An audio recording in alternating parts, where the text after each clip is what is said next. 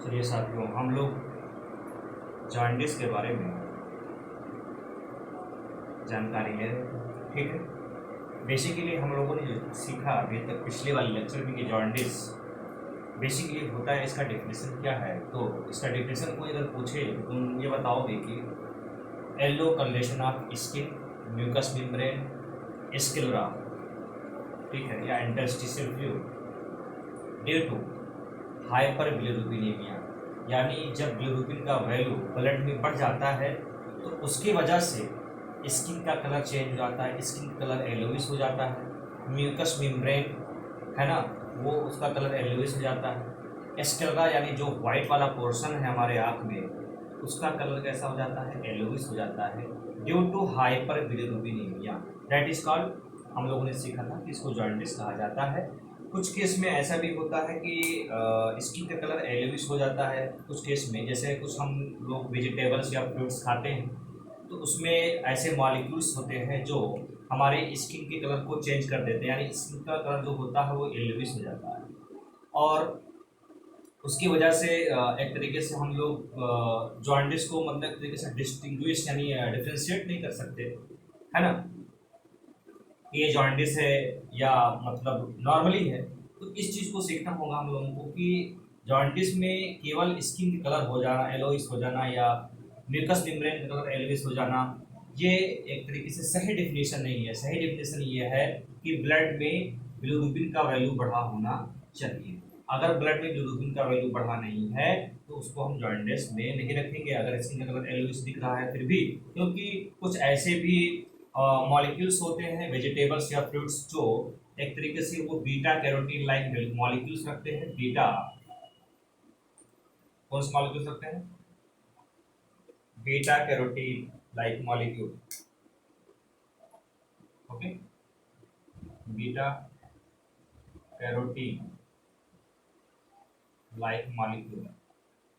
ये beta carotene like molecules क्या करता है, एक तरीके से ये वेजिटेबल्स या फ्रूट्स में पाया जाता है, लाइक कैरेट्स या स्पाइनेज या स्वीट पोटैटो में हम लोगों ने सीखा था कि एक तरीके से ये वेजिटेबल्स या फ्रूट्स का कलर देता है, येलोइश या ऑरेंज कलर का जो फ्रूट्स दिख रहा है इस मॉलिक्यूल की वजह से होता है, प्लांट्स में पाया जाता है। बट इसको अगर कोई भी इसको अपने डाइट में लेता है तो उसकी वजह से भी क्या होता है, उसके ब्लड में ब्लड में बीटा कैरोटीन मॉलिक्यूल्स आ जाता है, जिसकी वजह से स्किन का कलर येलोइश दिखने लगता है। बट ये स्किन का कलर येलोइश किस वजह से है, बीटा कैरोटीन मॉलिक्यूल की वजह से है, तो ये जॉन्डिस नहीं कहलाएगा। जॉन्डिस के केस में आप क्या सीखोगे कि हाइपर बिलिरुबिनेमिया होना चाहिए। हाइपर यानी बिलिरुबिन का वैल्यू नॉर्मल से ज्यादा होना चाहिए। हम लोगों ने कल सीखा था कि नॉर्मल बिलिरुबिन वैल्यू जो होता है 1.2 0.2 टू 1.2 मिलीग्राम पर डेसीलीटर ये नॉर्मल होता है। अगर इससे जाएगा, ज़्यादा हो जाएगा तो हम लोगों ने सीखा है इसको हाइपर बिलिरुबिनेमिया कहा जाता है। बट सम केस में ये भी होता है कि बिलिरुबिन का वैल्यू स्लाइटली थोड़ा सा बढ़ा हुआ होता है, लाइक 1.6 या 1.8 हो जाता है। ये नॉर्मल से तो ज़्यादा है, इसको मैं हाइपर बिलिरुबिनेमिया तो बोल सकता हूँ, लेकिन ये जॉन्डिस नहीं है क्योंकि थोड़ा सा बढ़ा हुआ है।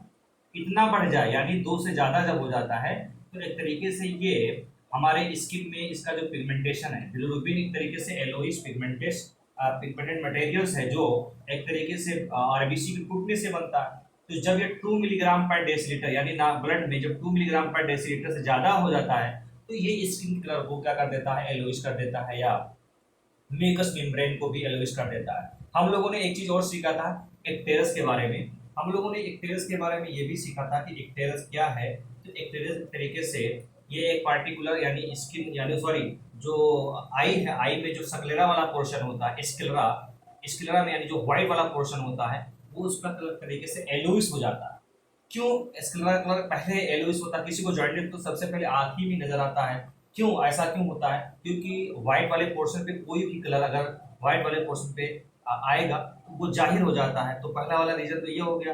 दूसरा रीजन ये होता है कि जो कनेक्टिव टिश्यू है एक तरीके से स्क्लेरा के, वो एक तरीके से क्या करते हैं, अट्रैक्ट करते हैं बिलिरुबिन को अपनी तरफ अट्रैक्ट करते हैं, जिसकी वजह से यहाँ पर ज़्यादा इसका तरीके से पिगमेंटेशन होता है बिलिरुबिन का। तो ये दो रीजन है हम लोगों ने सीखा। बेसिकली आरबीसी के टूटने से जो होता है ये बिलिरुबिन का फॉर्मेशन होता है। हम लोगों ने पिछले लेक्चर में सीखा था कि आरबीसी एक तरीके से जब टूटेगा तो उसका क्या बनता है, बिलिरुबिन बनता है। हम लोगों ने पूरा मैकेनिज्म सीखा था कि कैसे कैसे बिलिरुबिन का फॉर्मेशन होता है, उसके बारे में ज़्यादा हम डिटेल्स में नहीं जाएंगे, है ना, क्योंकि नॉर्मली हमारे ब्लड में आरबीसी जो है सस्पेंडेड फॉर्म में होता है और साथ ही साथ ये एक तरीके से एक दूसरे से अलग अलग होते हैं और ये स्क्वीज आउट यानी पतले से पतले नर्वस ब्लड कैपिलरी से आसानी से पास हो सकती है। बट इन सम केसेज कुछ ऐसे केसेस होते हैं यानी उसको बीमारी कह लें। नॉर्मली तो आरबीसी 120 दिन के बाद ही टूटता है।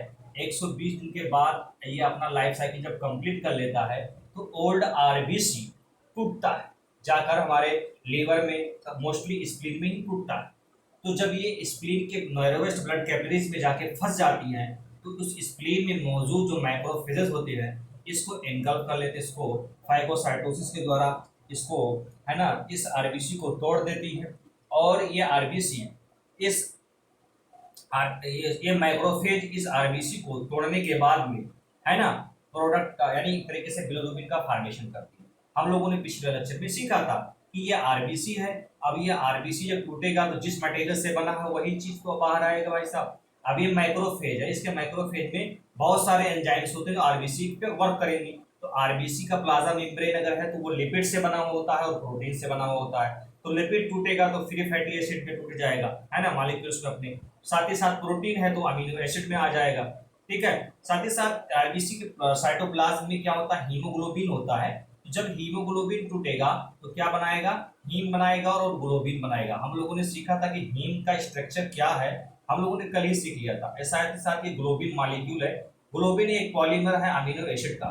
चार तरह का, हाँ, हमारे हीमोग्लोबिन में चार तरह के पॉलीमर्स होते हैं, 2 अल्फा और 2 बीटा। ये डेल्टा की 2 अल्फा और 2 बीटा, ये मैं एडल्ट का हीमोग्लोबिन बता रहा हूँ। हीमोग्लोबिन एडल्ट में एक तरीके से 2 अल्फा और 2 बीटा होते, ठीक है ना।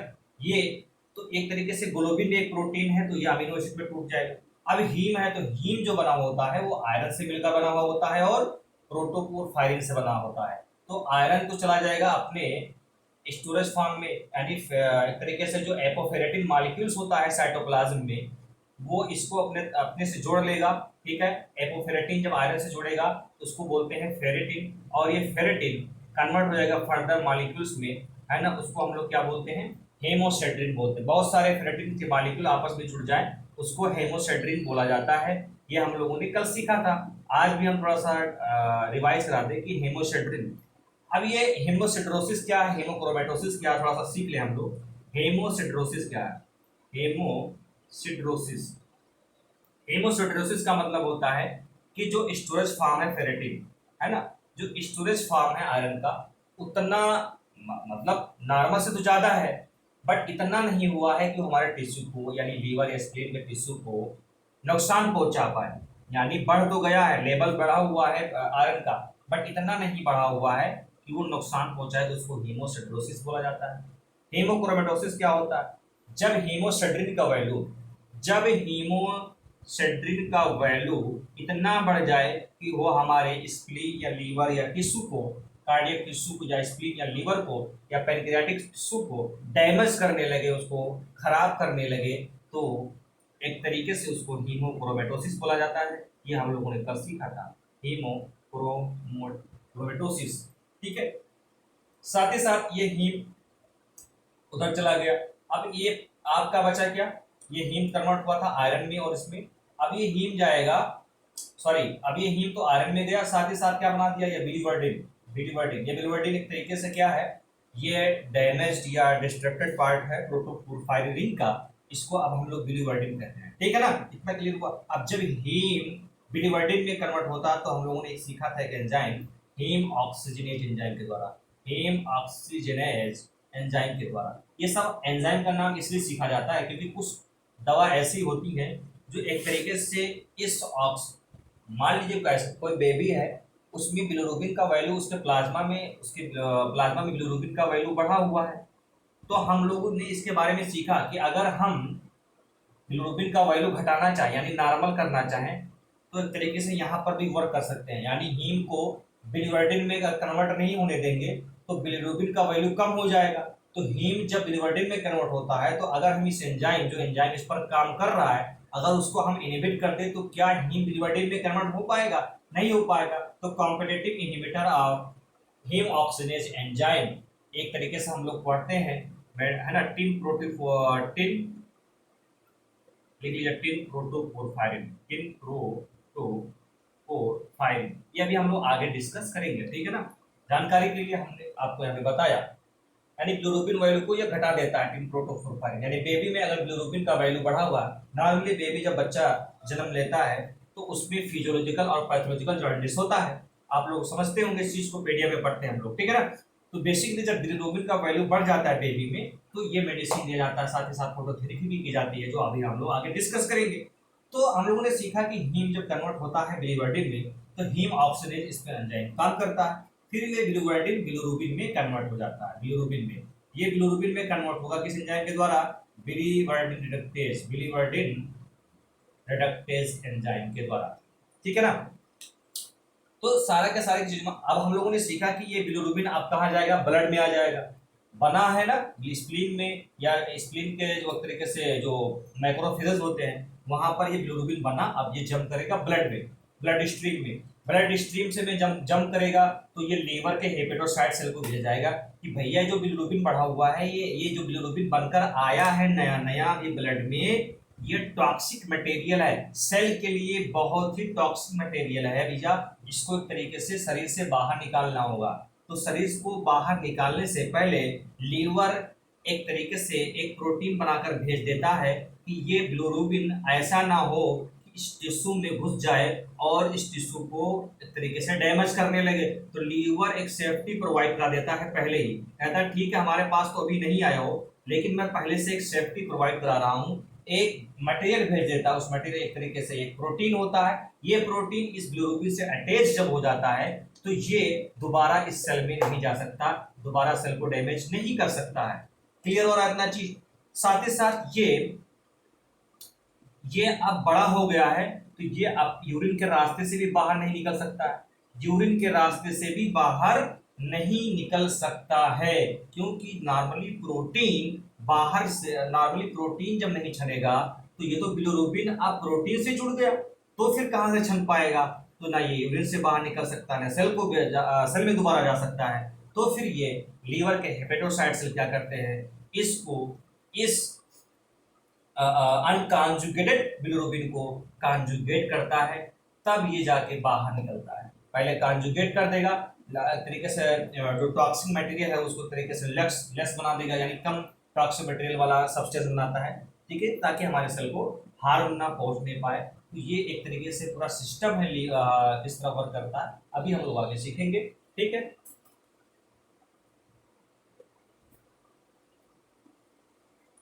हम लोग पढ़ रहे हैं जॉन्डिस के बारे में। देखिए एक एक चीज एक एक कॉन्सेप्ट समझिए, फिर आप लोग अच्छे से समझ पाएंगे। जॉन्डिस को डायग्नोस कर लेना ही ज़्यादा अच्छा डॉक्टर नहीं माना जाता है। आपने डायग्नोस कर लिया इसके ब्लड में बिलिरुबिन का वैल्यू बढ़ा हुआ है, तो बिलिरुबिन का बड़ा बड़ा होना है that is called jaundice, but cause क्या है इसके बारे में जानना जरूरी होता है। अगर आप कॉज के बारे में समझेंगे तभी तो आप ट्रीटमेंट कर पाएंगे। डिफरेंट तरह के कॉज होते हैं, किसी भी डिजीज में डिफरेंट तरह के कॉज होते हैं, है ना। तो उस कॉज को जो हम समझ जाएंगे तो हम ट्रीटमेंट कर पाएंगे। क्लियर हो रहा है इतना चीज? तो सबसे पहले हम कॉज समझें, उसके बाद ही समझ पाएंगे कि ट्रीटमेंट कैसे करना है। किसी को जॉन्डिस हो गया तो पता तो चल गया किसको जॉन्डिस है, समझ में आ रहा चीज। ब्लड हम चेक कराएंगे, ब्लड में बिलिरुबिन वैल्यू चेक करेंगे, टोटल बिलिरुबिन वैल्यू, है ना, टोटल बिलिरुबिन वैल्यू हम चेक करते हैं।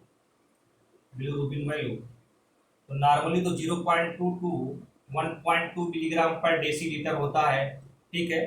बट अब ये एक तरीके से हमने चेक किया तो हाइपर बिलिरुबिनीमिया आया, इतना हमको पता हो गया कि पेशेंट को जॉन्डिस है, ठीक है। लेकिन अगर हमने स्टडी नहीं की है सही से तो कैसे पता कर पाएंगे कि जॉन्डिस इसको किस बेस पे हुआ है, ये समझना जरूरी होता है। तो कॉज को पता करने के लिए हम लोगों को स्टडी करना होता है, इसलिए तो हम पढ़ाई करते हैं, ठीक है। तो आइए सीखते हैं क्या क्या कॉज हो सकते हैं, उसके बारे में हम लोग सीखेंगे। बेसिकली अगर देखें तो जो मैक्रोफेज है लीवर स्प्लीन में, वो बिलिरुबिन का फॉर्मेशन करते हैं। बेसिकली अगर देखें तो एक्स्ट्रा वेसिकुलर हेमरेज होता है, यानी ब्लड वेसल जो हेमोलिसिस होती है, यानी जो आरबीसी टूटती हैं वो नॉर्मली एक्स्ट्रावेस्कुलर इनका हेमोलिसिस होता है, यानी मैक्रोफेज में इनका हेमोलिसिस होता है। और ये मैक्रोफेज, एक और मैक्रोफेज क्या करता है, इस बिलिरुबिन को हम लोगों ने कल सीखा था, इसके बारे में आज पूरा डिटेल में नहीं बता पाएंगे। तो ये बिलिरुबिन एक तरीके से ये आएगा ब्लड में, कहाँ आएगा भाई साहब, ये आ गया ब्लड में। देखिए ये ब्लड में आ गया, ये मैक्रोफेज है, ये स्प्लीन है, पूरा स्ट्रक्चर बना लो थोड़ा सा, ये स्प्लीन है। स्प्लीन में मैक्रोफेज होते हैं। जैसे ही ब्लड में आरबीसी आता है तो ओल्ड आरबीसी टूट और ओल्ड आरबीसी फंस जाएगा, तो ये माइक्रोफेज क्या करते हैं, इसको इनगल्फ कर लेते हैं, उसके बाद बिलिरुबिन बना देते हैं। ठीक है, एंड प्रोडक्ट ऑफ आरबीसी यानी बिलिरुबिन। अब ये बिलिरुबिन बाहर आ जाएगा, ब्लड में आ जाएगा। ठीक है, बिलिरुबिन कहाँ आ गया है, ब्लड में। अब ये बिलिरुबिन जब, क्योंकि भाई साहब पूरे सिस्टम में हमारा ब्लड वेसल्स एक तरीके से रन करता रहता है, तो सेल के लिए एक क्या है, टॉक्सिक मटेरियल है, तो इसको ऐसे नहीं छोड़ा जा सकता है। तो इसको क्या करेगा, लीवर क्या करता है, यहाँ पर होता है लीवर, लीवर क्या करेगा,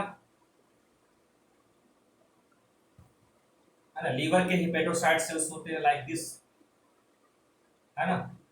और यहाँ पर क्या होता है, लीवर के हिपेटोसाइट सेल्स, ठीक है। और ये आपका है कैनालिकुलर सिस्टम, है ना, इंट्रा हेपेटिक कैनालिकुलर सिस्टम। उसके बाद ये बाहर निकलता है, राइट हेपेटिक डक्ट और लेफ्ट हेपेटिक डक्ट मिलकर कॉमन हेपेटिक डक्ट बनाते हैं, और ये सिस्टिक डक्ट के द्वारा, है ना, फिर ये हमारे ड्यूडेनम आके खुल जाता है, ये स्टमक है। ठीक है, पेनक्रियाज है, पेनक्रियाज का ये डक्ट आकर यहाँ पे खुलते हैं। समझ में आ रहा है चीज। तो ये जो बिलिरुबिन अब बनकर आया है, अब ये इसके जो लीवर के हिपेटोसाइट सेल है, एक तरीके से प्रोटीन का फॉर्मेशन करते हैं कि भैया ये जो बिलिरुबिन है दोबारा से सेल को डैमेज ना करने पाए, तो एक सेफ्टी प्रोवाइड कर, क्योंकि बहुत सारे बिलिरुबिन बनकर आ रहे हैं, तो सबको तो ये लीवर अपना हैंडल नहीं कर सकता, तो एक तरीके से सेफ्टी प्रोवाइड कराने के लिए एक प्रोटीन भेज देता है कि भैया अभी मैं आपको राहत दे रहा हूँ, तो एक तरीके से ये बिलिरुबिन प्रोटीन से जुड़ जाएगा। सेल रोने लगते हैं ना, सेल बिलिरुबिन आ गया, अभी हम मर जाएंगे, अभी हम डैमेज हो जाएगा तरीके से, हम अभी नष्ट हो जाएंगे, तो ये लीवर क्या करता है, परेशान मत होइए, मैं प्रोटीन भेज रहा हूँ, ये प्रोटीन जाएगा, इस बिलिरुबिन को अपने साथ अटैच कर लेगा, तो ये मॉलिक्यूल्स तरीके से अब दोबारा लीवर के सेल को नहीं भेजा सकता, लीवर के सेल को डैमेज नहीं कर पाएगा। But in case of baby, newborn baby में क्या होता है कि जो न्यूबॉर्न बेबी का जो ब्रेन होता है तरीके से वो फुल्ली डेवलप नहीं हुआ होता है। न्यूबॉर्न बेबी का जो ब्रेन में एक तरीके से जो ब्लड ब्रेन बैरियर होता है, ये ब्लड ब्रेन बैरियर एक सिलेक्टिव चीजों को न्यूरॉन्स तक पहुंचाता है, सभी चीजों को नहीं पहुंचाएगा, जो चीज उसके लिए यूजफुल है वही चीज इसके यहाँ तक पहुंचाता है। But in case of baby, जो बच्चा है भी, तो बच्चा है तो वो एक तरीके से उसकी जो ब्लड वेसल्स हैं वो बहुत ज़्यादा वीक, मतलब अच्छे से ब्लड ब्रेन बैरियर अभी डेवलप नहीं हुआ है। तो ये जो बिलिरुबिन वैल्यू, क्योंकि जब ये भी पता है कि बच्चों में फिजियोलॉजिकल जॉइंटिस होता है, पैथोलॉजिकल जॉइंटिस होता है, नॉर्मली आरबीसी का काउंट बढ़ा हुआ होता है, तो जो एक्स्ट्रा आरबीसी वो टूटते हैं, तो टूटने के बाद में क्या होगा, बिलिरुबिन का फॉर्मेशन होगा। तो वो जो बिलिरुबिन बढ़ा हुआ है, अनकॉन्जुगेटेड बिलिरुबिन, मोस्टली हाइपर बिलिरुबिनीमिया जो होता है बच्चों के केस में, हाइपर, देखिए बिलिरुबिन एक तरीके से दो तरह का होता है, हमने बताया आपको, एक होता है अनकॉन्जुगेटेड बिलिरुबिन और एक होता है कॉन्जुगेटेड बिलिरुबिन। ठीक है, बिलिरुबिन दो तरह का होता है, ठीक है, समझ में आ रहा चीज, अनकॉन्जुगेटेड और कॉन्जुगेटेड।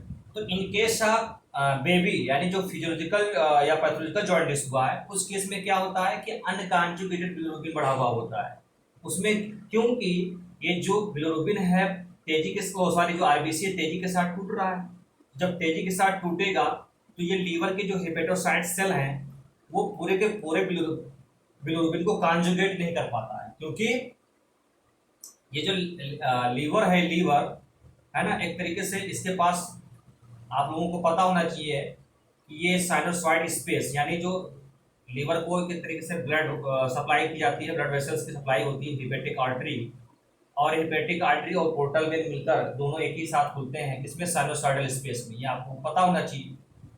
समझ में आ रहा है चीज। देखिए क्लियर, आप लोगों को कॉन्सेप्ट समझ में आना चाहिए, तभी आपको मजा आएगा, तभी आप डायग्नोसिस बना सकते हैं। ठीक है, देखिए अब ये हिपेटिक आर्टरी और पोर्टल वेन दोनों एक ही साथ ओपन होते हैं, किसमें, साइनोसॉइडल स्पेस में। ठीक है, अब इसमें क्या है, बिलिरुबिन है, क्योंकि पता है ना, जो बिलिरुबिन आया है वो अब लीवर को भेजा जा रहा है। तो जो बिलिरुबिन है अभी ये कैसा है, अनकॉन्जुगेटेड है, तो अभी लीवर को भेजा जाएगा। तो लीवर के जो बच्चा है अभी, वो उसका बच्चे का जो हेपेटोसाइट सेल है अभी फुल्ली मेच्योर नहीं हुआ है। तो ये इतना सारा बिलिरुबिन को देख लेता है, तो वो एकदम बिल्कुल इसका दिमाग ही डिस्टर्ब हो जाता है कि अभी तो मैं नया नया अभी तो हम तरीके से अभी बच्चे हैं, हेपेटोसाइट मतलब अभी छोटा छोटा बच्चा का अगर लीवर है तो अभी तो वो एक तरीके से फुल्ली डेवलप भी नहीं हुआ, इतना सारा बिलिरुबिन को वो देख लेता तो बौखला जाता है, तब भैया हमारी बस की बात नहीं है, मैं सारे के सारे बिलिरुबिन को कॉन्जुगेट नहीं करा पाऊंगा, क्योंकि कॉन्जुगेशन जो होता है हेपेटोसाइट सेल में होता है। कॉन्जुगेशन के लिए ब्लड सप्लाई दी जाती है, बिलिरुबिन उसमें जाता है लीवर के हेपेटोसाइट सेल में। इतना तेजी के साथ बच्चों में टूटता है जब, तो वो इतना सारा बिलिरुबिन को जब देख लेगा तो बौखला जाएगा। तो बच्चों में क्या होता है, अनकॉन्जुगेटेड बिलिरुबिन का वैल्यू बढ़ जाता है। क्यों, क्योंकि हेमोलिसिस इतना तेजी के साथ होता है कि ये जो लीवर के हेपेटोसाइट सेल हैं उसको कॉन्जुगेट नहीं कर पाते, सारे के सारे को कॉन्जुगेट नहीं कर पाते। समझ रहे हो साहब, क्योंकि यहाँ पर जो लीवर के हेपेटोसाइट सेल है ये साइनोसॉइडल फेज है, ये साइनोसॉइडल फेज है, और ये कौन सा है, बाइलरी कैनालिकुलर फेज। यानी एक तरीके से एक घर बना हो और घर के आगे पीछे दोनों रोड हो, है ना, तो सामने वाला रोड जो है साइनोसॉइडल स्पेस की तरफ और एक ड्रेनेज सिस्टम यानी जो बनाया बाइलरी कैनालिकुलर सिस्टम है। तो ये जो लीवर का हेपेटोसाइट सेल यानी इसका जो मेम्ब्रेन है इस पर रिसेप्टर्स लगे होते हैं, ये बिलिरुबिन को अपने अंदर आने देता है इस रिसेप्टर के थ्रू।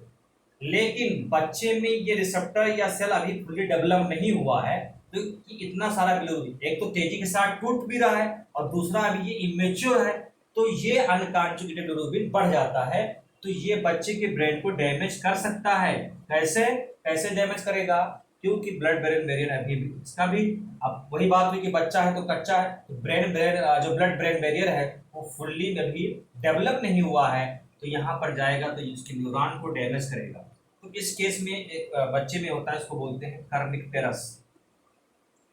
कर्निकटेरस यानी अनकॉन्जुगेटेड बिलिरुबिन का वैल्यू बढ़ जाता है बच्चे में, जिससे बच्चे का ब्रेन डैमेज होने का चांस है, मेंटल रिटार्डेशन होने का चांस होता है। जिसको समय रहते पर ही बच्चे को बचा लिया जाए तो ट्रीटमेंट दिया जाता है। एक ट्रीटमेंट होता है फोटोथेरेपी। कौन सा ट्रीटमेंट होता है, फोटोथेरेपी। फोटोथेरेपी में क्या होता है कि जो अनकॉन्जुगेटेड बिलिरुबिन है उसका आइसोमर दिया जाता है, बन जाता है। एक तरीके से पार्टिकुलर लाइट है ना, एक स्पेशल टाइप की लाइट्स होती हैं जो बच्चे पर डाली जाती है, और बच्चे में मौजूद ब्लड में जो बिलिरुबिन है उसका आइसोमर बन जाता है, और फिर वो एक तरीके से यूरिन के रास्ते से बाहर निकल जाता है ना, उसको वाटर सॉल्वर बना दिया जाता है फोटोथेरेपी के द्वारा। एक तो हो गया फोटोथेरेपी। दूसरा क्या होता है, दूसरा या तो बच्चे को है ना फोटोथेरेपी हो गया, या हमने अभी आपको बताया कि टिन प्रोटोक्लोरफायरिन, टिन प्रोटोक्लोरफायरिन के दिया जाता है बच्चे को, टिन प्रोटोक्लोरफायरिन। ये क्या है, टिन प्रोटोक्लोरफायरिन क्या करता है, हीम ऑक्सीजनेज यानी कंपेटिटिव हीम ऑक्सीजनेज इनहिबिटर है। यानी जो बच्चे में जो हीम एक तरीके से टूट रहा था है ना बिलिवर्डिन में और आयरन में, ये इसको इनहिबिट करा देता है प्रोटीन प्रोटोक्लोरफायरिन। तो बिलिवर्डिन से बिलिरुबिन बनता है, तो नॉर्मली जो बिलिरुबिन का बन रहा था उसको ये रोक देता है, तो बच्चे को राहत मिल सकता है। तो दो तरीके से बचाया जा सकता है, फोटोथेरेपी और दूसरा टिन प्रोटोक्लोरफायरिन। इतना क्लियर हुआ आपको। बच्चे में अनकॉन्जुगेटेड बिलिरुबिन क्यों बढ़ जाता है, हमने सीखा क्योंकि बच्चे में तेजी के साथ हेमोलिसिस होती है, आरबीसी टूटता है, साथ ही साथ बच्चे का जो लीवर है वो फुल्ली अभी डेवलप नहीं हुआ रहता है, तो इसके जो रिसेप्टर्स हैं वो अभी अच्छे से काम नहीं कर पाते, तो वो हैंडल जब नहीं कर पाएंगे एक्स्ट्रा बिलिरुबिन को, तो वो कॉन्जुगेशन कैसे होगा, तो नॉर्मली अनकॉन्जुगेटेड बिलिरुबिन बच्चों में बढ़ जाता है। बच्चों में कभी भी जॉन्डिस होता है तो due to unconjugated bilirubinaemia, due to unconjugated bilirubin, यानी हाइपर अनकॉन्जुगेटेड बिलिरुबिन की वजह से बच्चों में जॉन्डिस होता है। इतना आपको समझ में आना चाहिए। ठीक, क्लियर हो रहा है चीज? आगे बढ़े। तो बेसिकली इतना हम लोगों ने सीखा। अब देखिए एक एक कॉन्सेप्ट को क्लियर करते चल रहे हैं। तो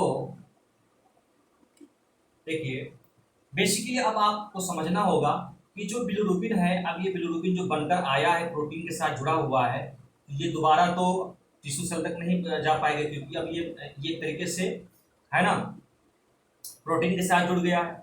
साथ ही इसको बोलते हैं bilirubin binding protein, bilirubin binding protein. ठीक है, ये बिलिरुबिन बाइंडिंग प्रोटीन क्या करता है, बिलिरुबिन को अपने साथ जोड़ लेता है ताकि सेल डैमेज ना होने पाए इस बिलिरुबिन से। साथ ही साथ ये यूरिन के रास्ते से बाहर भी ना निकल जाए। ठीक है, तो इसको रोकने के लिए। समझ में आ रहा है इतना चीज? अब क्या होगा कि ये जो बिलिरुबिन बाइंडिंग प्रोटीन इस बिलिरुबिन से जुड़ा हुआ है, ये एक तरीके से अब ये पहुंचेगा लीवर के सेल के पास, ब्लड वेसल्स के द्वारा ये लीवर के सेल तक पहुंचेगा, है ना। अब ये यहाँ पर पहुंच गया। अब ये साइनोसॉइडल स्पेस से फिर कहाँ जाएगा, लीवर के हेपेटोसाइट सेल में जाएगा। ये लीवर का हेपेटोसाइट सेल है, लिख लीजिए हेपेटोसाइट सेल। ये लीवर का क्या है, रिसेप्टर्स होते हैं, है ना। अब ये इस रिसेप्टर के द्वारा ये बिलिरुबिन कहाँ आएगा, यहाँ पहुंच जाएगा। और लीवर के जो सेल ऑर्गेन्स होते हैं लाइक एंडोप्लाज्मिक रेटिकुलम, उसमें एक एंजाइम पाया जाता है जिसको बोलते हैं ग्लूकुरोनाइल ट्रांसफरेज। ये ग्लूकुरोनाइल ट्रांसफरेज क्या करेगा, ग्लूकुरोनिक एसिड और बिलिरुबिन को आपस में जोड़ देता है। अभी हम लोग आगे सीखेंगे। समझ में आ रहा है चीज? तो देखिए साहब कि जब ये बिलिरुबिन और ये आपका बिलिरुबिन बाइंडिंग प्रोटीन आपस में जुड़ा हुआ है, अब ये आगे बढ़ा। आगे बढ़ने के बाद में इस सेल के द्वारा यहाँ पहुंचेगा। समझ में आ रहा है चीज? तो यहाँ पर दो दवाएं ऐसी होती हैं जो इस फंक्शन को से जो नॉर्मल फंक्शन चल रहा है उसको बिगाड़ देती है ना, इंटरफेयर करते हैं इसके साथ। जैसे कोई बच्चा है, अगर उस बच्चे को अगर सल्फोनामाइड टाइप का एंटीबायोटिक कर दिया जाए, है ना, तो उसके वजह से क्या होता है, जो बिलिरुबिन बाइंडिंग प्रोटीन है ये बिलिरुबिन से अलग हो जाता है। जब बिलिरुबिन बाइंडिंग प्रोटीन बिलिरुबिन से अलग हो जाएगा तो उस केस में क्या होगा कि बिलिरुबिन का वैल्यू बढ़ेगा। तो क्या होगा, अनकॉन्जुगेटेड बिलिरुबिन क्या होगा, ये ब्रेन को डैमेज कर देगा, ब्रेन के तरीके से न्यूरॉन्स को डैमेज करेगा, सेल को डैमेज करेगा। समझ में आ रहा है चीज? और एक ड्रग होता है रिफाम्पिसिन, जो टीबी में चला जाता है, रिफाम्पिसिन। तो रिफाम्पिसिन क्या करता है, ये रिफाम्पिसिन यहाँ पे जो हेपेटोसाइट सेल के जो मेम्ब्रेन है इस पर रिसेप्टर्स लगी होती हैं, इस रिसेप्टर को क्या कर देता है, ब्लॉक कर देता है।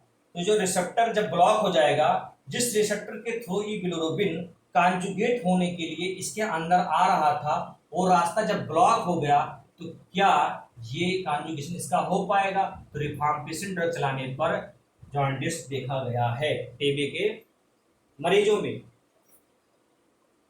समझ में आ रहा है चीज?